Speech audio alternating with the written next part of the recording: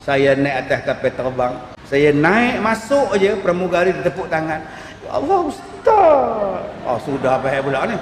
Semalam tengok YouTube, tak sangka kena jumpa. Ya Allah, ya Allah, ya Allah, ya Allah. Buat tenang kau Saya pun duduk atas seat tu. Ustaz nak minum? Saya dah minum kat bawah. Kalau nak minum cakap tau.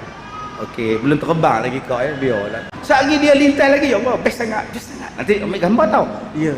Sekali dia lalu lagi, ya Allah Ustaz. Dia ni minat kat aku ke? Nak kat aku kan?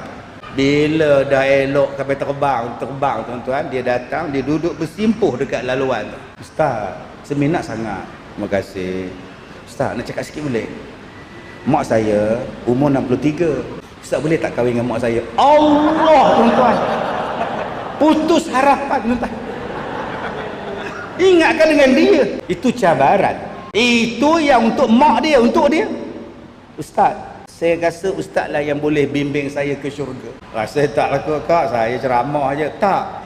Saya duk cari. Ustaz lah. Ustaz dah membuka pintu hati saya ustaz. Saya dah janda 40 tahun. Astagfirullahaladzim. Umur akak berapa sekarang? 63. Akak tahu tak umur saya berapa? Tahu 46. Kak jauh kak. 20 tahun lebih kak. Tak apa ustaz, saya boleh terima ustaz walaupun ustaz muda pada saya. Saya kata memanglah kak boleh terima, yang tak terima saya ke tahu. Tapi kalau 23 insya-Allah. Cabaran. Apa cabaran tuan-tuan? Masing-masing ada cabaran.